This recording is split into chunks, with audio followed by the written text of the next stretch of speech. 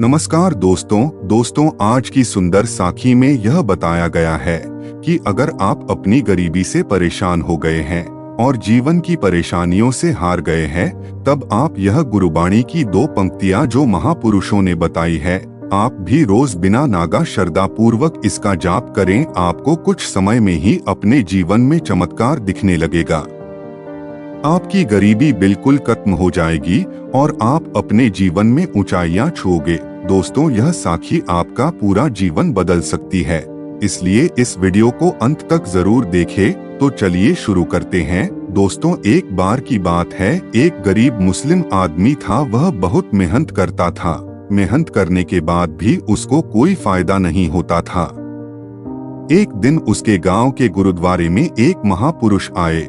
वह गरीब आदमी महापुरुष से मिलने गया और उनसे कहा, मैं सारा दिन मेहनत करता हूँ, लेकिन उसके बाद भी बड़ी मुश्किल से गुजारा चलता है। कृपया मेरे ऊपर दया करो। वह मुसलमान आदमी एक गरीब मजदूर था। महापुरुषों ने कहा, मैं तुम्हें सुखमाणी साहिब जी की एक पंक्ति लिखकर दे देता हूँ, लेकिन जैसे तुम रोज अपनी नमाज पढ़ते हो, वैसे ही प्यार से तुम्हें यह पंक्ति पढ़नी होगी और श्रद्धा के साथ पढ़ना। वाहेगुरु तुम पर कृपा करेंगे। महापुरुषों ने सुखमणि साहिब जी में से एक पंक्ति बता दी और वह पंक्ति यह थी, प्रभ के सिमरन रिद्धि सिद्धि नवनिधि। यह पंक्ति उन्होंने उस गरीब को लिखकर दे दी और मुसलमान मजदूर आदमी जब भी नमाज पढ़ता था तो महापुरुषों की दी हुई पंक्ति को भी बड़े ध्यान से पढ़ता था। उस दिन के बाद से वाहेगुरु जी की ऐसी कृपा उस पर बनी कि गांव के जमींदार ने उसे बुलाया और गरीब को कहा कि तुम मुझे बड़े ही ईमानदार आदमी लगते हो। मुझसे अब यह खेती बाड़ी नहीं होती है और ना ही मेरी कोई औलाद है जो यह सब संभाल ले, इसलिए मेरी जितनी भी खेती बाड़ी है उसे संभालने की जिम्मेदारी तेरी है। दोस्तों, देने वाला तो परमात्मा ही है, लेकिन वो जरिया किसी ना किसी को तो बनाता है। उसके जरिए ही हमारे पास वाहेगुरु जी की कृपा पहुंचती है। जमींदार ने उसे कहा, यह सारी कहती तुम संभालो और जो भी इससे मुनाफा होगा उसका 10% तुम्हारा होगा। गरीब कहता है, मालिक ठीक है। दोस्तों, भगवान को मानने वाला जीव था और वह गरीब 10% में मान गया। वो अगले दिन से जमीन पर मेहनत से कहती करने लगा और उसे वही गुरु जी पर इतना विश्वास हो गया था कि वह कुछ भी करने से पहले महापुरुषों की बताई हुई पंक्ति को जरूर पढ़ता। ऐसे ही 1 साल बीत गया और जब फसल हुई तो जमींदार यह देखकर हैरान हो गया कि जितनी फसल हर साल होती थी उससे दुगनी फसल हुई। जमींदार यह देखकर बहुत खुश हुआ और उस मजदूर को बुलाकर उसकी तारीफ की।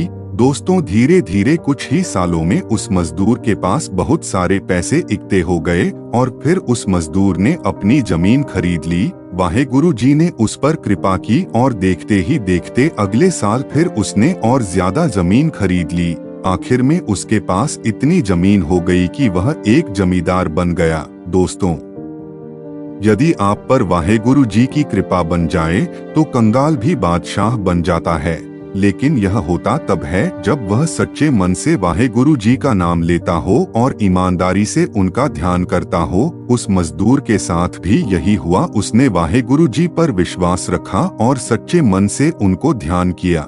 एक दिन उस मजदूर ने सोचा कि उन महापुरुषों की वाणी ने मुझ पर इतनी कृपा की है, एक बार उनके पास जाकर उनका शुक्राना अदा करना चाहिए।